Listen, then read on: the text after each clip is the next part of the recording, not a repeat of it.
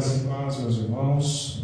Deus abençoe a todos. Bem-vindos, irmãos, à casa do Senhor. Bem-vindos mais uma vez ao momento de comunhão em que nós juntos vamos adorar o nosso Deus, vamos orar, vamos cantar, vamos engrandecer o nome do nosso Deus. Nós vamos começar hoje fazendo uma oração. Vou pedir que todos se coloquem em pé para que nós adoremos ao nosso Deus. Desde logo, colocando os nossos corações em comunhão na adoração do nosso Deus. Vamos orar todos. Deus de amor e de misericórdia, quanto o Senhor é bom. Obrigado, Senhor, por todo o cuidado que tens para a nossa vida, Senhor. Nesse momento juntos aqui, saímos das nossas casas para podermos engrandecer o Teu nome e fazermos isso, ó Pai, de maneira conjunta, para que a nossa comunhão exercitada seja agradável na Tua presença.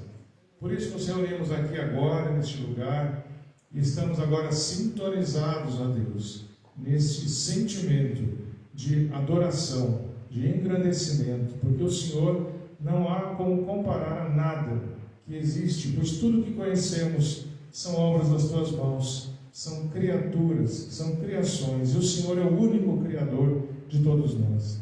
Somente o Senhor merece a adoração das nossas vidas. Somente o Senhor merece a adoração de todos os povos. Somente o Senhor, somente ao Senhor, seja dada a honra e seja dada a glória. Bendito seja o nome do Senhor. Amém. Amém. Ainda em pé, vamos ler o texto. Vamos ler um salmo, salmo de número 149.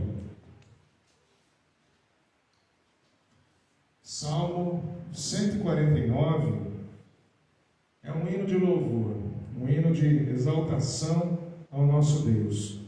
E diz assim a palavra de Deus: Aleluia.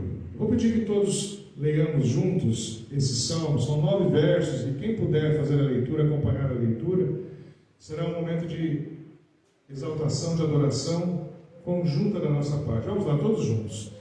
Aleluia! Cantem ao Senhor um cântico novo. Cantem o seu louvor na Assembleia dos Santos. Alegre-se Israel no seu Criador. Exultem no seu Rei os filhos de Sião. Louvem o nome do Senhor com danças.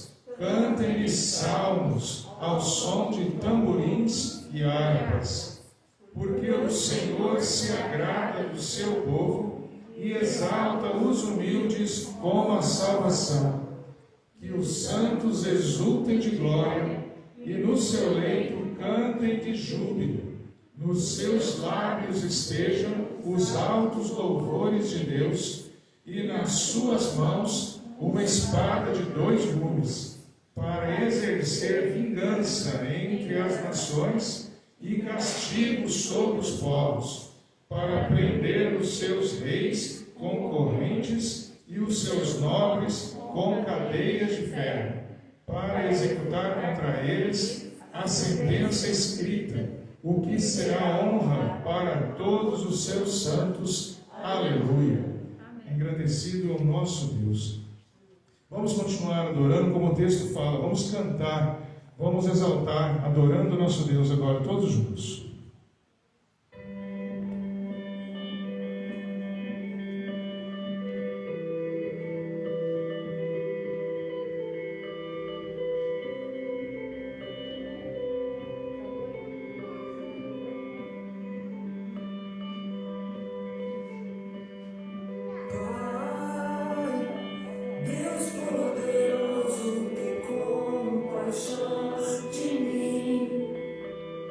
See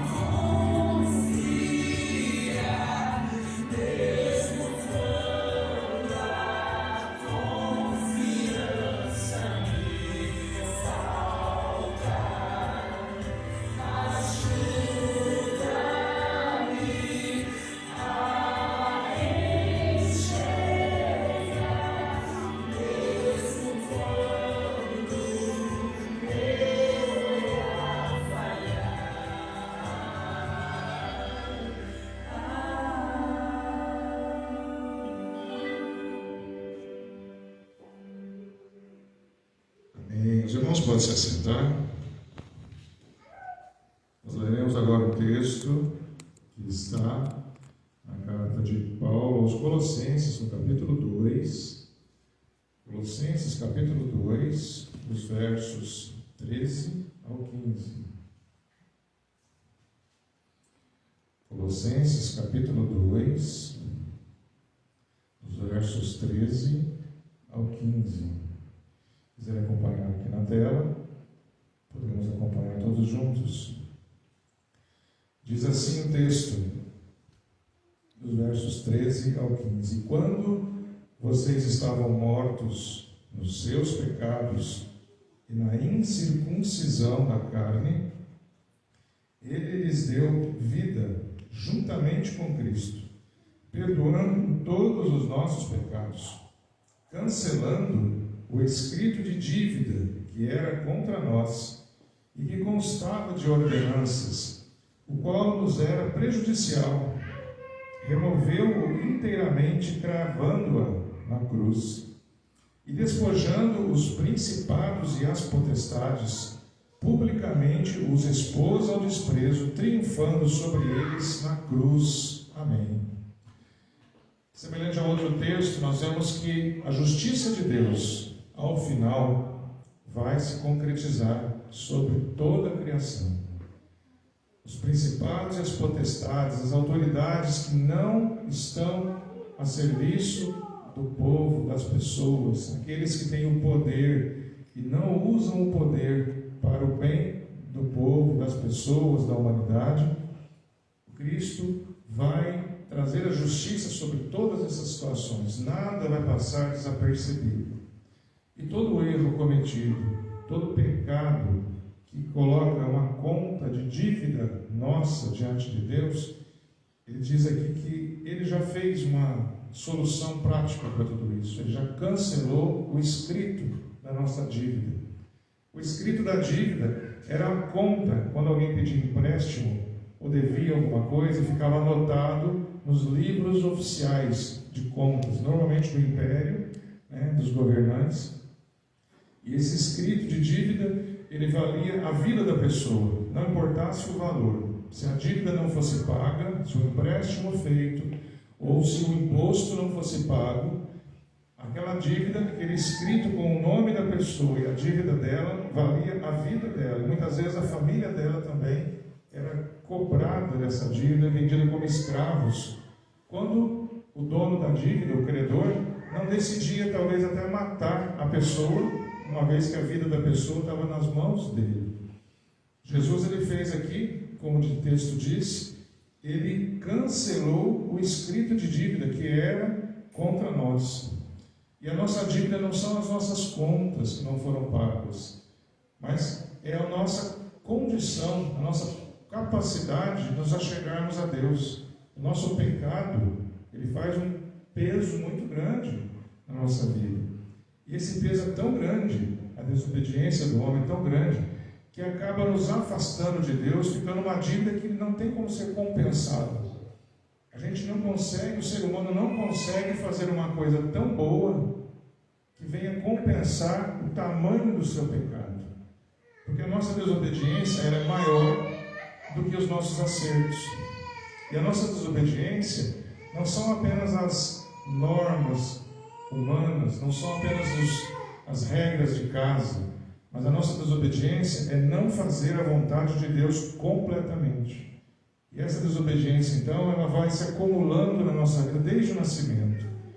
E a dívida anotada sobre isso, nós não teríamos condição de pagar. Aquela parábola do devedor, do rei que devia 10.000 talentos, nós já até conversamos aqui, já lembramos esse texto. Era uma dívida que era impossível de ser paga, era mais estranho ainda ela ser contraída. Ele conseguiu ficar tão endividado que ele jamais, vivo, conseguiria pagar aquela dívida. E foi perdoado pelo rei. E a nossa dívida é muito maior do que aquela da parábola dos 10.000 talentos. Nós não teríamos nem a nossa vida, não é suficiente para pagar esse preço. Jesus, ele nos perdoou os pecados e cancelou a nossa dívida, como diz o texto.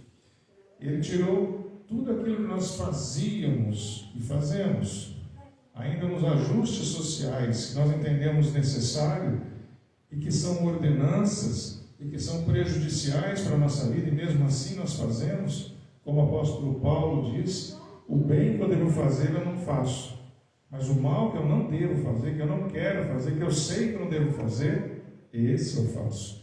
E justamente essas ordenanças que são prejudiciais para a nossa vida, ele removeu inteiramente de nós. Ou seja, a consequência disso, Jesus decidiu, o Pai, o Filho e o Espírito Santo resolveram e nós não iríamos pagar essa conta. Louvado seja Deus. Vamos orar, meus irmãos? É um momento de alegria, é um momento de exaltação, porque a nossa dívida foi paga. E nós não temos condição de compensar isso, porque a graça de Deus se manifestou sobre nós. A vontade dele é que a nossa dívida fique paga. Nós vamos orar. É um momento de oração interior, de uma oração silenciosa. Vamos estar realmente orando todos silenciosamente. Depois vou quebrar o silêncio com uma oração. Todos silenciosamente vamos estar nos colocando diante de Deus.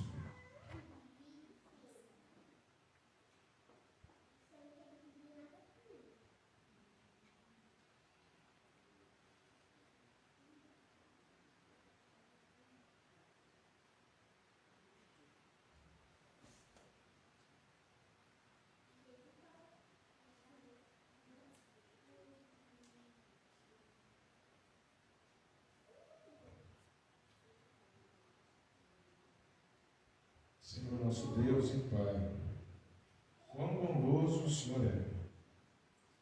Como nós há pouco já lemos e meditamos, a Tua bondade, Senhor, não tem medida. Jamais, ó Senhor, poderíamos nos aproximar do Teu amor, da Tua misericórdia, de tão alto nível que o Senhor apresenta para as nossas vidas. Nós não somos merecedores, nós somos pecadores, falhos, que desobedecemos a Tua vontade, que deixamos de confiar inteiramente, totalmente, todo o tempo no Senhor, e por isso decidimos às vezes, e às vezes, muitas vezes, fazer isso, de buscar as soluções em nós mesmos e não em Ti.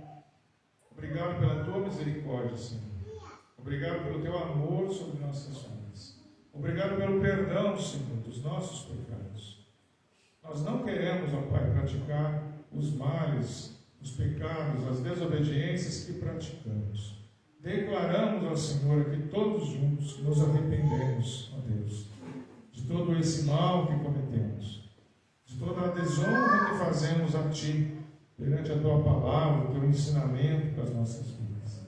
Queremos estar, Senhor, reconciliados com o Senhor. Não queremos que nada nos afaste do Senhor, que a vergonha, que o medo, que a angústia do pecado, isso não seja motivo, não seja entrave entre nós e o Senhor, para que a nossa vida tenha felicidade plena, meu Deus. Obrigado mais uma vez pela Tua misericórdia. Recebe as nossas orações aqui, Senhor. Cada um de nós desejou e buscou falar com o Senhor, e o Senhor sabe o que foi por cada coração nesse momento. Mais uma vez, nos arrependemos, ó Pai, de não estarmos plenamente em comunhão com o Senhor em todo o tempo, mas desejamos buscar isso ardentemente, para a honra e glória do Senhor. Amém. Deus seja louvado, Deus seja engrandecido. Nós vamos nos colocar em pé novamente, vou pedir que apague a luz. Nós vamos cantar, vamos adorar o nosso Deus com canções, e os dízimos e ofertas, quem os tiver trazido, pode trazer à frente aqui no Gasofilados. Vamos cantar todos juntos.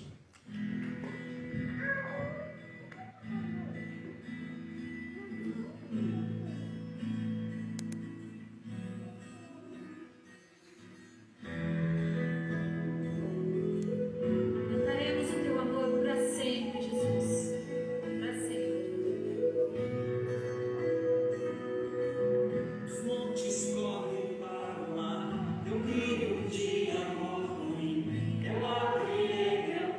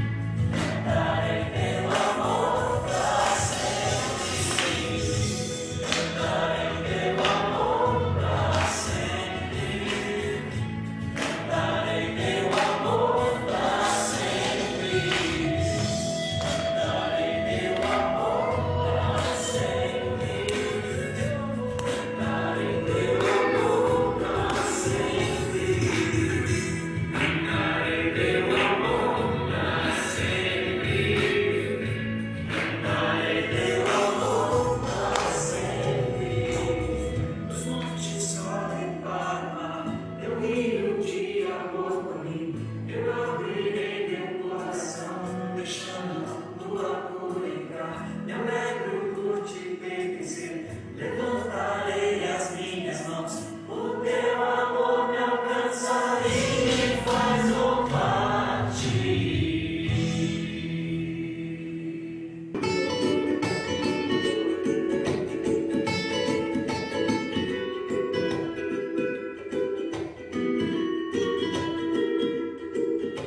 Eu abro a minha janela, vejo tanta coisa bela, o céu, o sol, os passarinhos, um casal e 12 beijinhos. Vejo a menina lendo, seu irmão ali correndo, perto amigos jogando bola, do outro lado gente indo pra escola. A vida é tão boa, eu não estou aqui à toa, estou aqui para amar, pra sorrir e pra cantar. A vida é tão boa, eu não estou aqui à toa, estou aqui para amar, pra sorrir e pra cantar.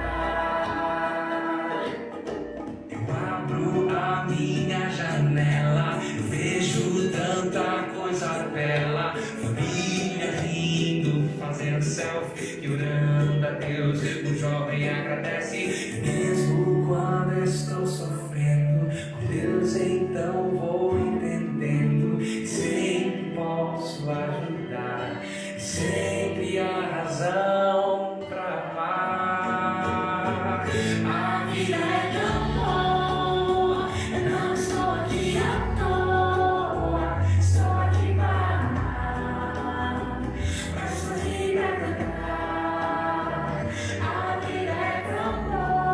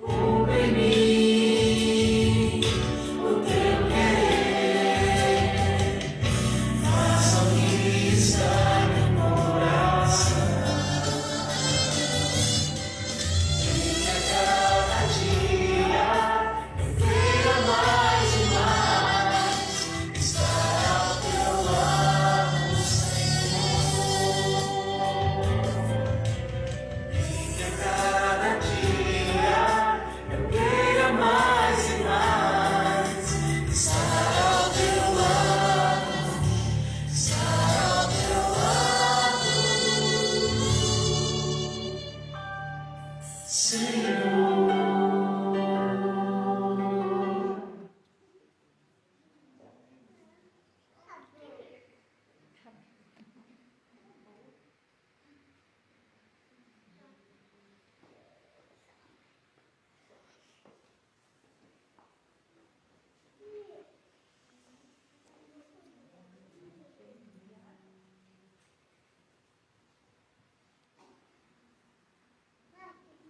Os irmãos podem se assentar. Louvado seja o nosso Deus, engrandecido seja o nosso Deus.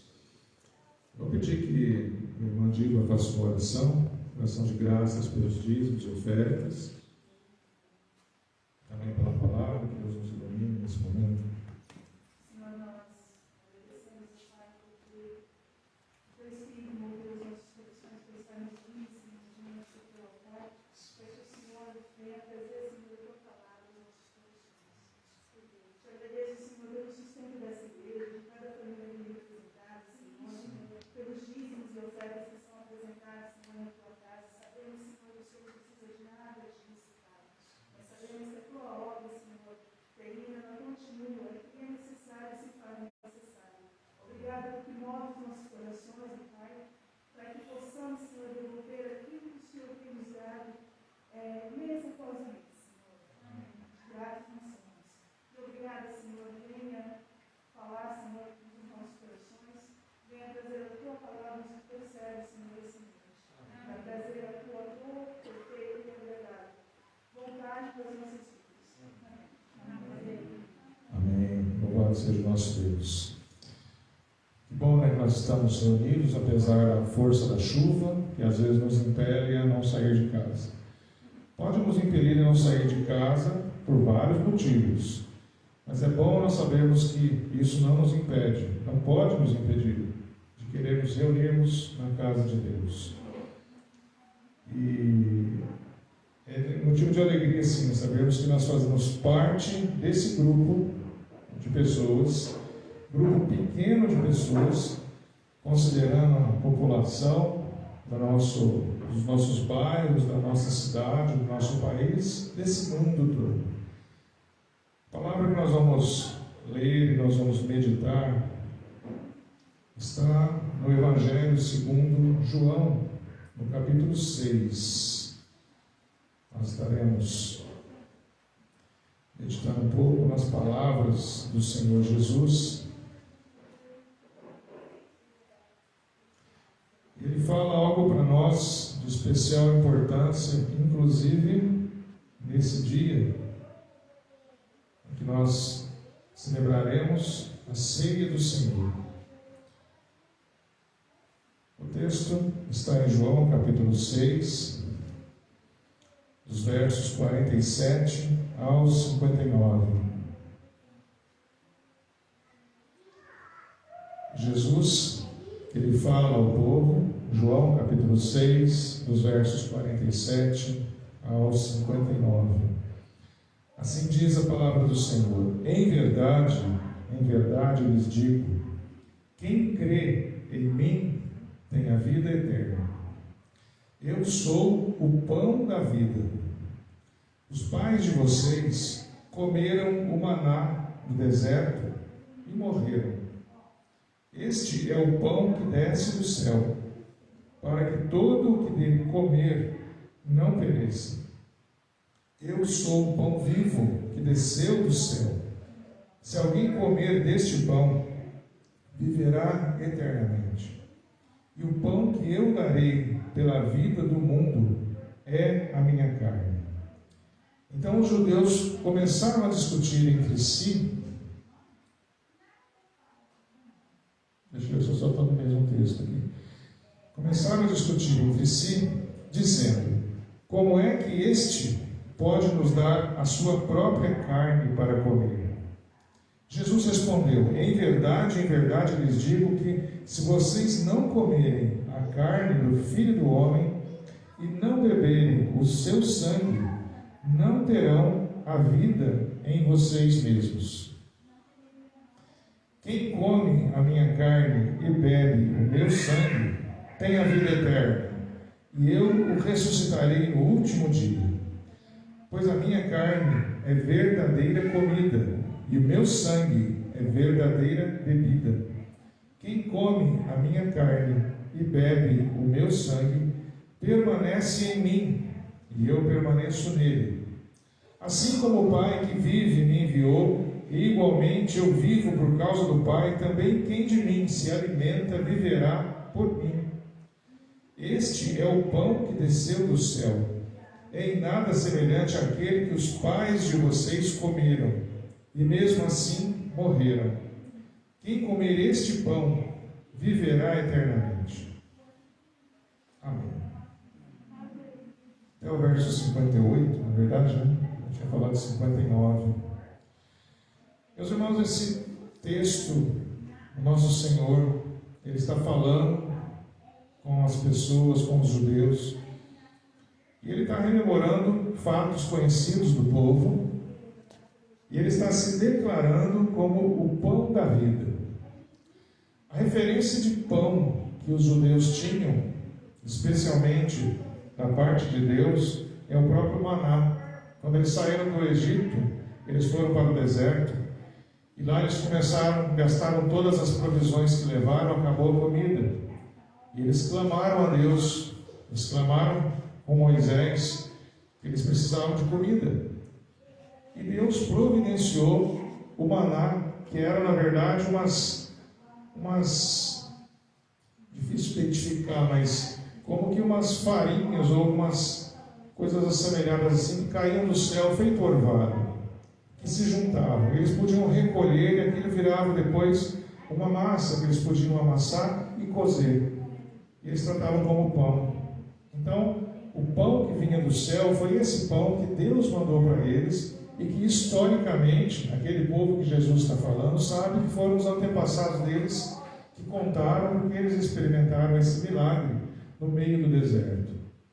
Então, o pão que veio do céu foi esse mandado por Deus lá no deserto para os judeus, quando saíram do Egito em busca, à procura da terra prometida por Deus para eles. Mas Jesus está dizendo aqui que Ele é o pão da vida, Ele é o pão que vem do céu. E quando Ele fala que a carne dEle e o sangue dEle vão ser dados para que as pessoas comam e bebam, tenham vida e vida eterna, isso criou uma grande confusão no meio do povo, especialmente dos judeus tradicionais, que primeiro estavam lutando na sua fé contra heresias. Outra, que comer sangue, beber sangue ou carne com sangue era um pecado. Isso era abominável no meio do povo, essa ideia de tomar sangue, carne com sangue.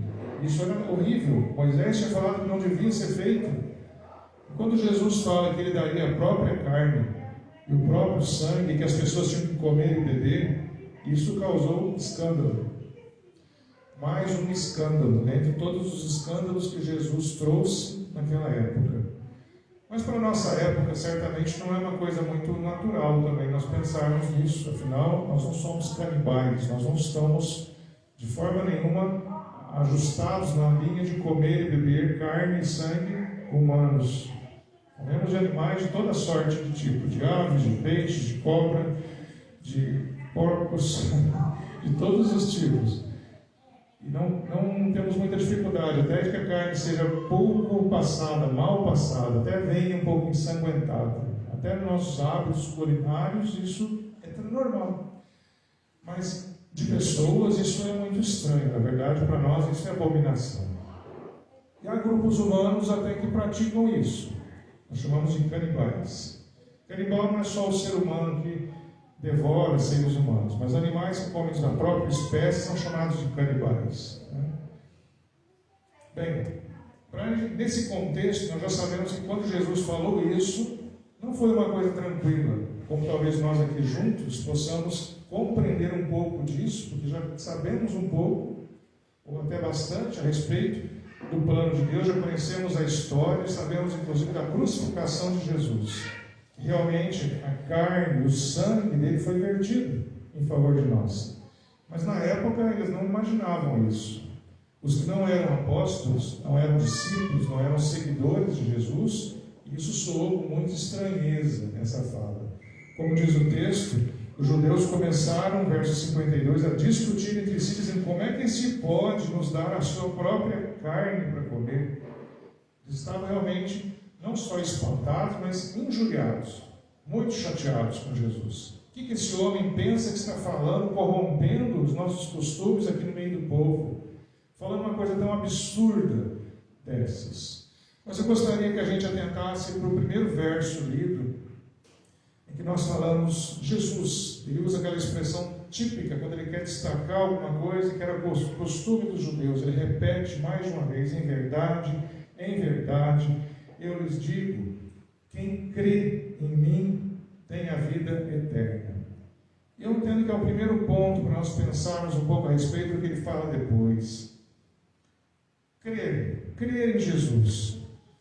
Quando ele fala quem crê em mim, é acreditar que ele é o Filho de Deus, que por meio de todas as coisas, por meio dele, todas as coisas foram criadas. Quem crê em Jesus, crê que ele realmente fez parte da criação. Ele criou todas as coisas, com o Pai e com o Espírito Santo. Começa por aí.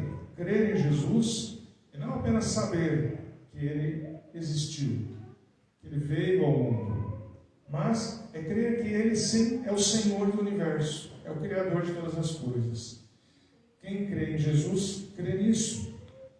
É acreditar que ele deixou a sua glória lá no céu, como nós sabemos que ele estava então na criação, junto com o Pai e o Espírito Santo, criando todas as coisas. Mas o homem se rebela, O homem não quer fazer parte da criação, das ordens de Deus. Jesus deixa o seu trono de glória lá no céu, e ele vem aqui na terra e nasce como pessoa humana. E vem e passa pelas nossas aflições, pelas nossas lutas. Crer em Jesus é crer que ele, sendo Deus, viveu como homem aqui na terra. Isso é importante também pensarmos que crer em Jesus não é apenas saber da história do Natal e das passagens até a crucificação, mas que esse homem é Deus. Crer em Jesus é obrigatório nós termos essa relação, que ele não foi um profeta, ele não foi uma pessoa de Deus, ele era o próprio Deus que encarnou, que viveu no nosso meio. Ele é o Verbo que em João 1, ele foi encarnado. É a maneira que Deus se expressou para que nós pudéssemos compreender. Ele se tornou homem para que nós pudéssemos vê-lo, ouvi-lo e até tocá-lo. Crer em Jesus é crer também em tudo o que ele falou. Não em alguma coisa, não em algum momento, não em alguma explicação, em alguma parábola, mas em todos os ensinos. Crer em Jesus é crer que, sendo Deus, tudo o que ele disse é perfeito, é correto e é para nós. Crer em Jesus não é fazer escolhas de orientações, de ensinos, não é se colocar em algum momento no caminho, em outro dizer que não é para nós isso.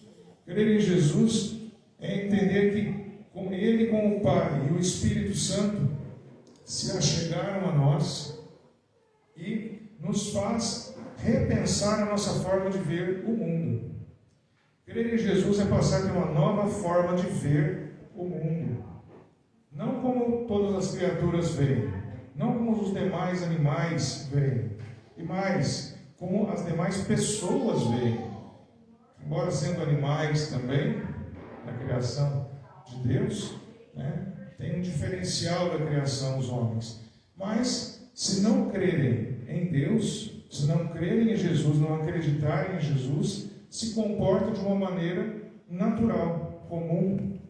E crer em Jesus nos permite ver que a nossa vida não é limitada aqui por um tempo.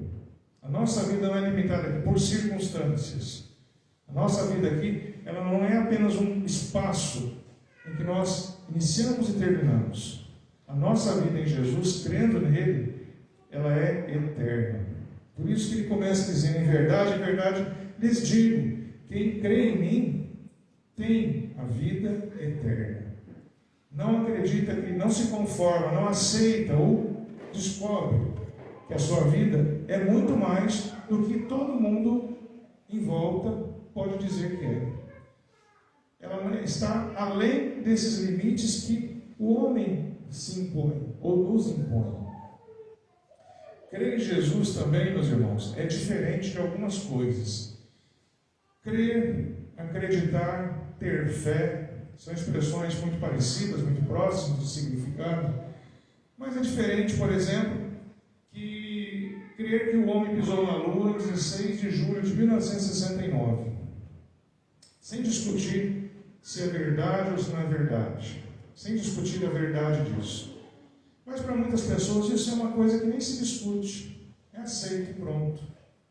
É curioso como esse fato, talvez muitos de nós aqui não esteve nem vivo nessa época ainda, mas conta-se que aconteceu e parece que dá crédito, existe crédito nisso, existe uma concordância nisso.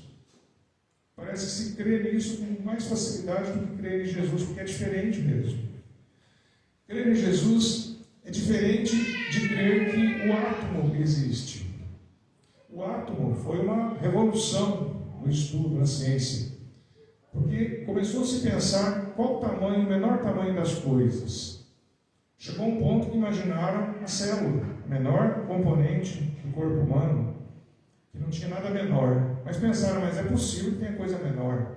Foram partindo, dividindo coisas e foram descobrindo microscópios que tinham lentes melhores, enxergando melhor, e descobriram um conceito, uma verdade, de que havia um tamanho das partículas que ele era indivisível, que ganhou o nome de átomo. A do grego, que significa não, e tomo, parte, partícula. Ou seja, uma partícula que não divide, uma parte que não divide mais, átomo. Aí se descobriu que existia o átomo, e descobriram vários átomos. Interessante que se acreditou nisso, se tem fé nisso, e pouco tempo depois se descobriu que o átomo não é a menor partícula, porque ele é um conjunto de partículas chamadas subatômicas, menores ainda. Então, talvez nem em pedaços, mas em ondas de energia. Mesmo assim, isso é ensinado na escola, nós aprendemos, as crianças aprendem, ouvem sobre isso, e falam que é assim mesmo, que nós temos que acreditar. Vamos acreditar que isso é verdade. Tem sentido, muitas coisas se ajustam nessa verdade mesmo. Mas crer em Jesus é diferente de acreditar nisso, de acreditar que o átomo existe, ou partículas menores que o átomo conhecido possam existir. Crer em Jesus é diferente de crer nas medições meteorológicas. Sabe quando os cientistas, ainda a ciência, ela estuda o movimento dos ventos, das nuvens, as temperaturas, as pressões, e cria projeções que quase sempre dão errado, com todo esse conhecimento. Mesmo assim, se crê que tem sentido. A gente vai fazer um passeio, uma festa, a gente dá uma olhada, o que estão dizendo do tempo? 90% de chance de chuva, 0% de chance de chuva, local aberto, lugar fechado, né? Casamento, formatura, aniversário. Existe uma fé nisso, existe uma credibilidade nisso. Os horóscopos também, mas os horóscopos comerciais, né? A astrologia comercial. Tem gente que acredita nisso também, tem gente que põe fé nisso, tem pessoas que esperam que isso traga alguma verdade na sua vida mesmo. Esperam inclusive que coisas boas sejam reveladas. Dá-se crédito muitas vezes, meus irmãos, a essas notícias, ou podemos chamar de verdades plantadas. Verdades que querem que nós nos ajustemos a elas, independente de quem seja a pessoa ou as pessoas, mas são verdades que circulam no nosso meio, que nós muitas vezes aceitamos e até compartilhamos. Ouvimos dizer, às vezes não temos o cuidado de checar, e tem muitas vezes nós não temos condição de checar. Como que eu vou checar se o átomo é divisível ou não? Difícil ter um microscópio tão bom que faça isso. Tem que acreditar que alguém fez e disse que viu, ou o que viu, que eu digo que aceito aquilo. Nós acreditamos em muitas verdades, existem muitas crendices, existem muitas coisas que não passa de família, de pai para filho, de mãe para filha, né? É bom tal coisa, não é bom tal coisa. Comer manga com leite, morre. Que leite com manga, se comer essa mistura, é fatal. morrem. Quanta gente até hoje acredita que isso pode realmente causar algum mal. Até embrulha o estômago quando lembra que fez a mistura. Enquanto que não há verdade nenhuma na questão de nutrição sobre isso. Pode existir sim, na intolerância da lactose, no excesso de comida e bebida. Isso realmente pode causar reações que, se tiver manga e leite misturado, em quantidades aí difíceis, pode causar males. Quem sabe até a morte. Mas essa verdade não é checada. Quem contou isso? De onde veio isso? Estamos dizendo um pouco dessas coisas que as pessoas acreditam, algumas delas até nós, porque isso faz parte do nosso dia a dia. Mas crer em Jesus, meus irmãos, é diferente dessas coisas. É diferente dessas coisas que acreditamos no dia a dia, que ouvimos no dia a dia, que convivemos no dia a dia. Porque essas coisas apenas nos dão resposta para algumas coisas que queremos um sim ou um não. Apenas isso. Uma aprovação da nossa conduta, uma aprovação do nosso sonho, do nosso desejo. Nós desejamos coisas, queremos que alguém nos confirme. E quando essas verdades parecem que vêm cooperar com a nossa vontade, parece que ela tem mais crédito ainda. Quando alguém diz alguma coisa, uma revelação, quando, como eu disse, a meteorologia diz que vai ter sol, mas que bom, a minha festa eu queria que fosse ao ar livre mesmo, que bom, essa verdade que vai acontecer. Aí quando nós nos vemos, às vezes nos frustramos, porque essas verdades não são absolutas.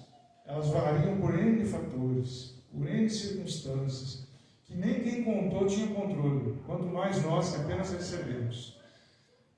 Crer em Jesus é diferente dessas outras verdades.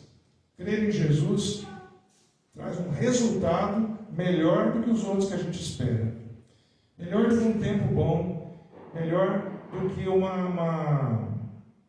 momento apropriado para plantar, enfim, melhor do que essas coisas que a gente espera que aconteçam, que torce que alguém confirme. Nenhuma delas traz vida eterna. Só crer em Jesus.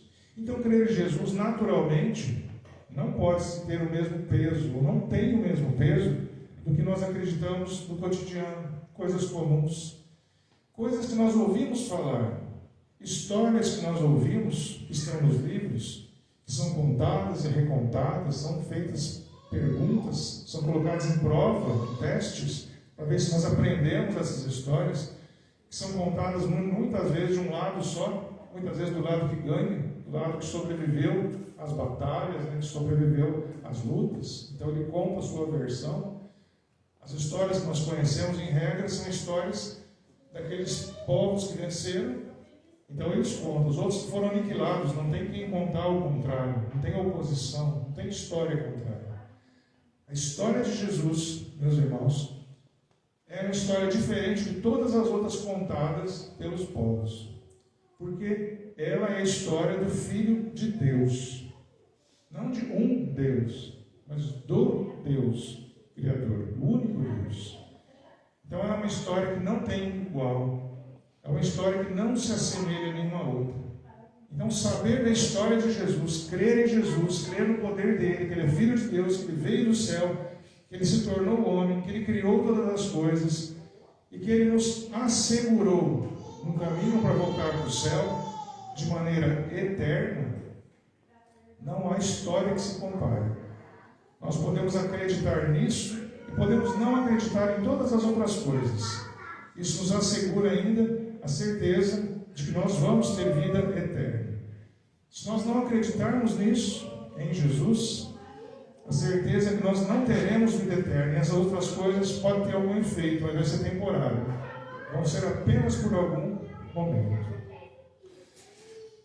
Ainda assim, Jesus, quando fala que isso em verdade, ele diz que quem crer nele vai ter vida eterna, ele ainda assimila outro conteúdo, outra ideia. Ele fala que, em sequência, ele fala que ele é o pão da vida. Ele fala lembrando que, vejam, Deus já se manifestou entre os homens de formas muito variadas, formas miraculosas. E uma delas que ele está se referindo aqui é quando Deus manda pão do céu, maná. Todas as pessoas em volta sabem da notícia do milagre de Deus que sustentou o povo, naquele momento crítico no deserto. Mas Jesus lembra, mesmo tendo sido um pão que veio do céu, todos eles pereceram. Eles não tiveram vida eterna com esse pão. Todos eles morreram. Eles foram sustentados, eles cumpriram um propósito, eles chegaram até um momento da vida com o pão do céu que Deus mandou, mas eles não continuaram eternos. Eles morreram, pereceram na terra. Jesus está dizendo para eles, isso que veio do céu realmente tinha um efeito, mas um efeito temporário. Teve um efeito da parte de Deus para que por um tempo as pessoas se sustentassem. Mas Jesus está dizendo agora vem do céu um alimento que não traz mais perecimento. Quem comer desse pão que vem do céu vai ter vida eterna. Esse não vai perecer. E Jesus mostra que Ele mesmo é esse pão. Ele próprio é esse alimento que veio do céu. Quando nós vemos essa explicação de Jesus, dele ser o próprio pão da vida, vamos pegar um conceito de nutrição. Existe uma expressão popular que fala que nós somos o que comemos. Se nós comemos bobagens, ou comemos excessivamente coisas que não fazem o bem que nós precisamos, comemos mais de uma coisa e menos de outra, que nós devemos comer um pouco, talvez, de várias coisas, o nosso corpo vai corresponder exatamente àquilo que nós estamos assimilando. Se nós somos o que comemos, quando nós nos alimentamos de coisas saudáveis, nas quantidades adequadas, nós temos uma grande chance de reter no nosso corpo a quantidade de substâncias que são úteis para a nossa vida. Quando nós comemos um pouco mais de uma coisa e, portanto, menos de outra que nós precisamos, isso vai gerar um excesso e vamos ter falta de outras coisas que nós precisamos. E nutrição é um conceito bem prático. Nós temos que ter equilíbrio. Por isso que quando se busca um nutricionista, uma pessoa que trata de nutrição, ele elabora uma dieta. Ele faz alguns testes, alguns exames conosco, ele avalia nossa massa, nosso peso, nossa altura levada em conta, nosso ritmo de vida, nossos exercícios, nossa movimentação, e calcula uma lista de alimentos que vão fazer bem para nós. E cada um de nós tem uma lista, muitas vezes, própria, diferente. Para uns um pouco mais de alimento num tipo, para outros aquele alimento é menos, para alguns é retirado da lista, não faz parte da lista, para outros tem uma quantidade maior daquilo, porque cada um de nós individualmente precisa de um equilíbrio. Então cada um de nós precisa de uma quantidade determinada de certas coisas. E a sugestão de dieta é que isso seja feito de maneira contínua, não é um dia que nos cura. Muitas vezes não basta um comprimido de um remédio, nós temos que administrar aquela droga continuamente por um período, para que a quantidade dela no nosso corpo gere o equilíbrio que nós precisamos. Isso funciona para o nosso cérebro, para a nossa questão emocional, para a nossa questão psíquica, para a nossa questão de metabolismo. Nosso corpo precisa de equilíbrio em todas essas coisas. Em água, a quantidade de água, tudo isso é útil e necessário para nós. E nós assimilamos coisas que vão ficando impregnadas em nós. Quando nós assimilamos coisas que não são tão boas por muito tempo, nós acabamos criando depois uma certa aversão àquilo, acumula no organismo e causa até alergias, causa até incômodos em nós. Se nós ingerirmos alimentos e substâncias boas, na quantidade certa, nós temos uma grande chance de ter uma vida melhor, uma saúde melhor, um desenvolvimento melhor, mais tranquilidade para dormir e para as atividades físicas nossas. Quando isso não acontece, isso é regra para todos nós. Quando isso não acontece, não nos alimentamos direito, nos horários certos, nas quantidades certas, nós vamos ter prejuízos com isso. Se nós somos o que comemos, nós assimilamos as coisas que nós ingerimos, e a quantidade dessas coisas em nossa vida marcam a nossa vida e podem nos mostrar grandes prejuízos pela falta de controle, pela falta de equilíbrio, justamente, especialmente quando faltam coisas necessárias para nós. Jesus está dizendo para nós que Ele é o pão da vida, Ele é o alimento perfeito, Ele é a carne e o sangue que nós precisamos para a nossa vida. Quanto mais de Jesus na nossa vida, quanto mais nós assimilarmos de Jesus na nossa vida, quanto mais a palavra de Jesus estiver na nossa mente, no nosso coração e no nosso corpo, mais saudáveis nós seremos. Nós vamos ser tão saudáveis que nós vamos ter uma vida eterna. De tão saudáveis que a gente vai ser. Mesmo que o nosso corpo pereça aqui, nessa terra. Mesmo que nós faltemos num momento da nossa vida por uma doença, por um acidente, enfim, pela idade. Mesmo que isso aconteça, quanto mais o alimento espiritual chegar na nossa vida, e esse alimento é o próprio Jesus, é a palavra de Jesus, é o que nós cremos de Jesus, quanto mais isso fizer parte da nossa vida, é o alimento que nós precisamos continuamente, em todo o tempo. Ele não pode faltar na nossa vida. A falta do alimento espiritual, a falta do pão da vida em nós, causa falta de vida. Por isso ela não é eterna. Sem Jesus não há vida eterna. Não há sequer vida. Existe sobrevivência. Todos os seres vivos buscam ter sobrevida, manter-se vivo, enquanto por um tempo. Jesus, Ele é o pão da vida. Ele fala isso, insiste nisso. Quem comer desse pão, quem beber desse sangue, ou seja, não literalmente, que não foi a proposta de Jesus aqui, embora Ele se entregou em corpo, né? Ele realmente teve a carne dele dilacerada, o sangue dele escorrido por nós, justamente para isso. Não era necessário nós bebêssemos o sangue dele, nem comêssemos a carne de Jesus. Mas Ele, já que prenuncia o que vai ser depois a ceia do Senhor, dizendo que Ele vai compartilhar, Ele fala novamente do pão e do sangue na ceia. Ele fala, bebam de mim, né? Comam de mim, assimilem a mim, que a minha vida faça parte da vida de vocês, vivam em mim, Jesus dizendo. Porque dessa forma acontece o cumprimento da palavra de Deus para as nossas vidas.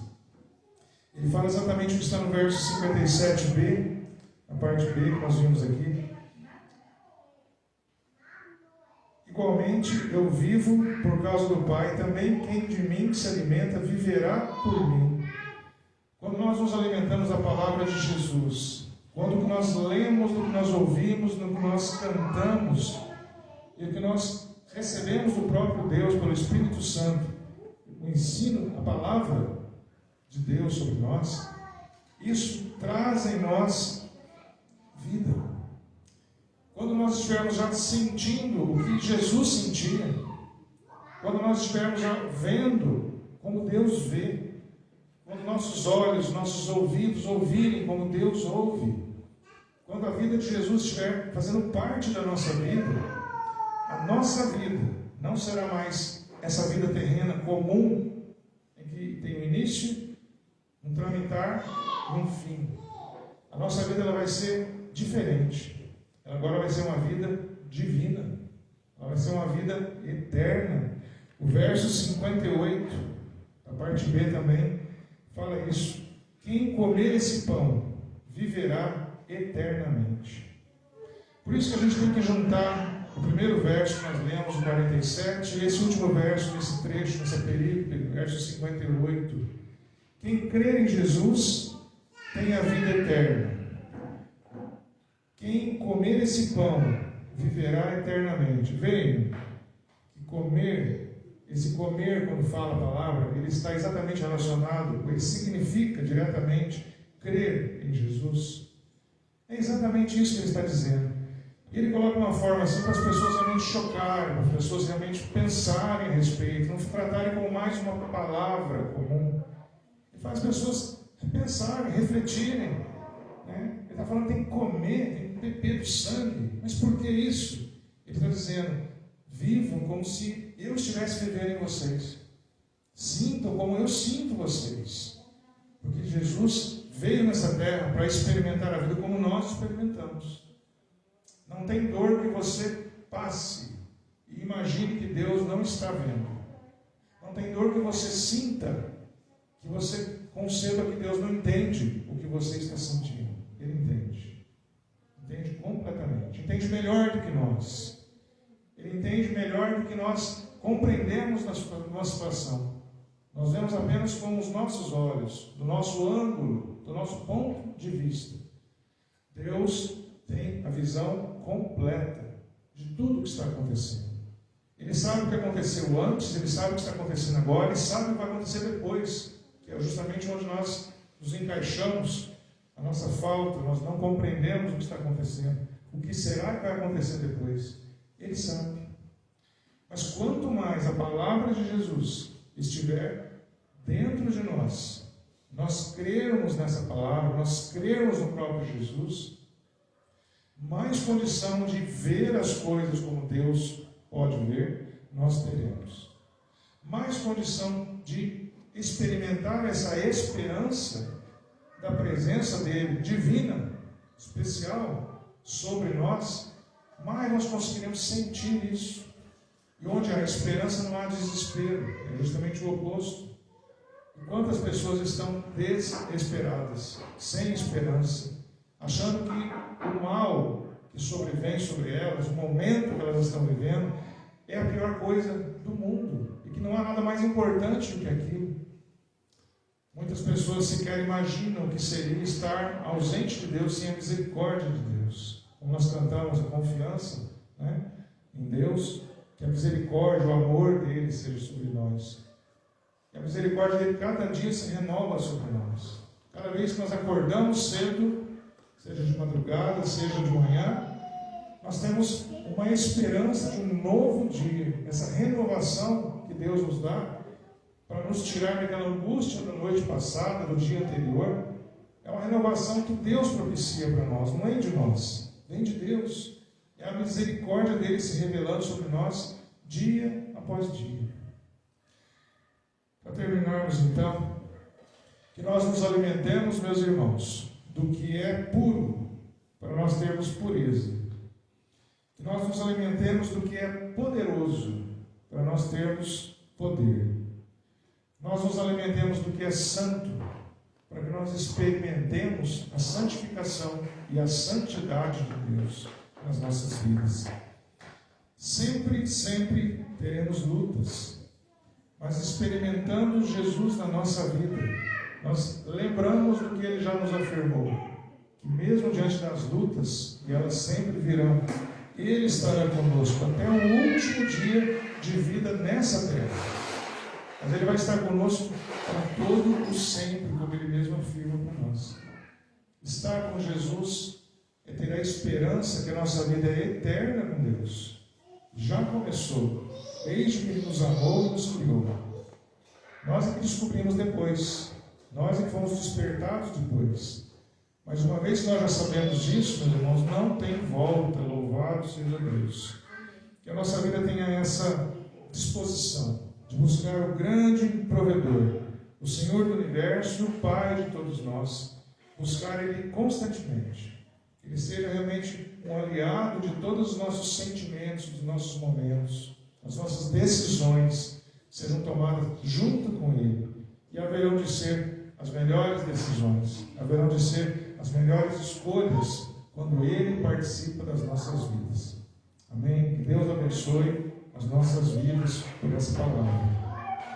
Vamos orar um instante, aqui sentados. Senhor Deus, Tua palavra, Senhor, se manifesta sobre nós para trazer esperança em todos os momentos da nossa vida.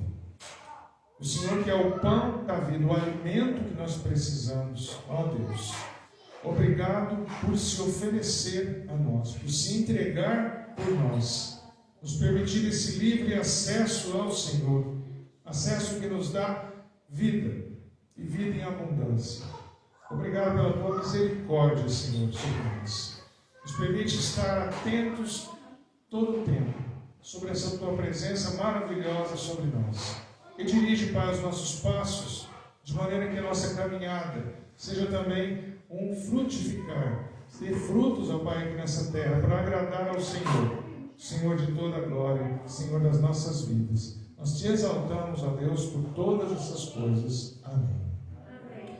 Amém. Meus irmãos, passaremos agora, de certa forma, em continuidade à mensagem, nós passaremos agora ao momento da ceia do Senhor. Esse texto que nós acabamos de ler, o próprio Jesus, ele se apresenta como o pão da vida. Ele já afirma, antecedendo a sua missão, de se entregar, de derramar o seu sangue por amor de nós. E quando, num dos últimos momentos, nessa terra, junto dos discípulos, Jesus ele se encontra num local em que eles estão preparados para fazer uma ceia, uma celebração de Páscoa, uma celebração, uma comemoração, uma lembrança das ações de Deus sobre a vida do povo, da libertação do Egito ainda. E ele, diante dos apóstolos, ele compartilha um pouco da sua experiência que logo vai acontecer.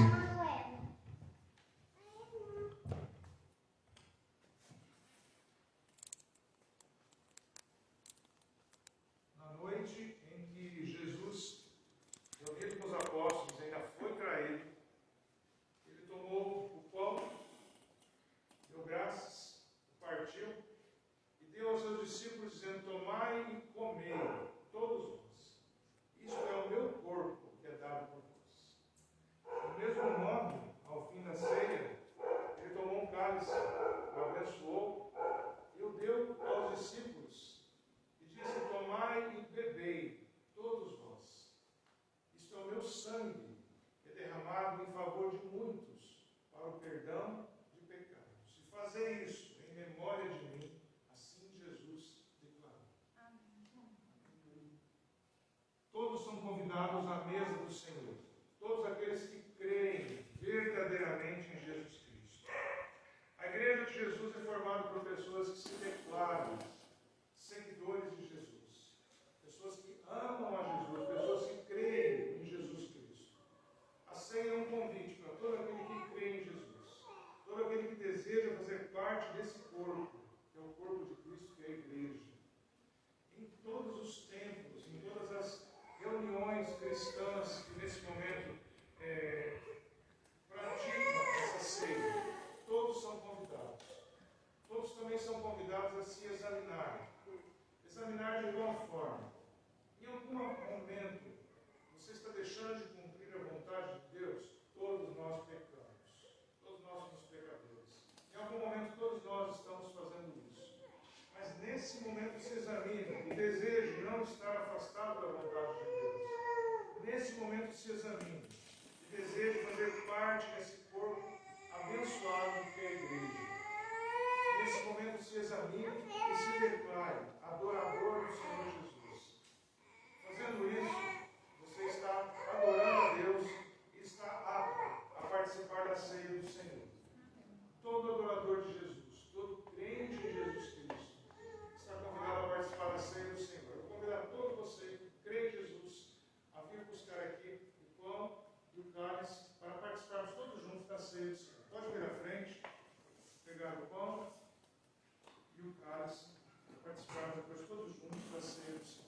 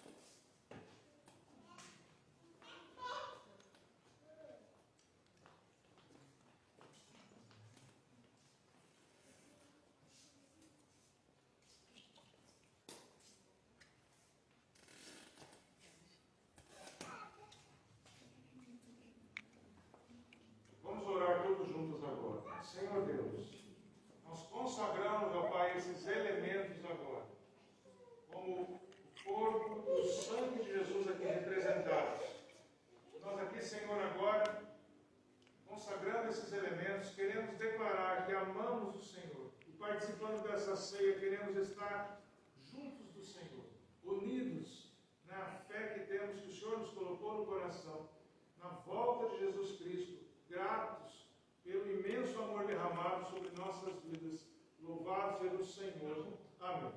Amém. Comamos e bebamos todos.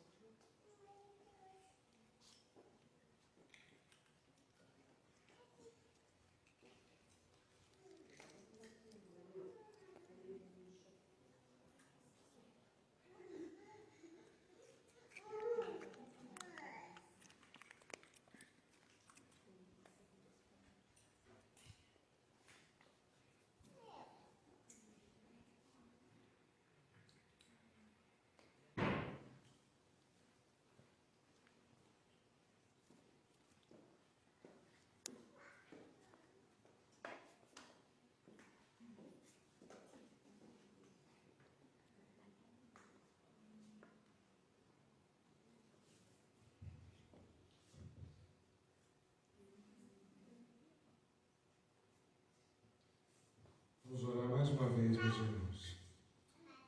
Senhor, obrigado por podermos, ó Deus, participar desse momento tão especial da vida da Igreja do Senhor. Participarmos do corpo e do sangue de Jesus, que se entregou por amor de nós. Obrigado por nós termos, ó Deus, fazendo parte, ter uma família do Senhor, que nós fomos chamados a constituir. Obrigado por cada irmão que se dispôs a estar na Tua presença, te adorando, Senhor. Que nós possamos continuar, ó Deus, buscando servir a Ti, unidos em amor, unidos fraternalmente, buscando comunhão constante e buscando com as nossas vidas proclamar o Teu reino, Senhor. Mostrar esse amor do Senhor em nós para todas as pessoas. Estende, ó Pai, essa bênção da ceia a todos aqueles que hão de ser salvos, ó Deus. Nós pedimos isso em nome de Jesus. Amém. Senhor, nos leva em paz e em segurança para os nossos lares agora. Nos leva, Senhor, a ter uma semana, esse ano que se inicia, dirigida pelo Senhor. Que nós busquemos constantemente ser alimentados pela Tua palavra, Senhor. Pelo corpo e pelo sangue de Jesus Cristo, que nos lavou e que nos permitiu ter livre acesso ao Senhor. Seja esse ano, ó Deus, um ano de realizações para todos nós. Realizações não apenas materiais, nós buscamos e precisamos muitas delas, mas realizações espirituais, que a nossa vida seja bênção na vida de outras pessoas. Nós possamos ser atalaias, proclamadores, aqueles que contam do Senhor para outros que ainda, Senhor, não Te conhecem e que, como nós, também precisam da Tua misericórdia e do Teu amor. Deus amado, louvado seja o Teu nome. Nos leva para os nossos lares, ó Deus, fortalecidos pelo Teu Espírito Santo em nós. Amém.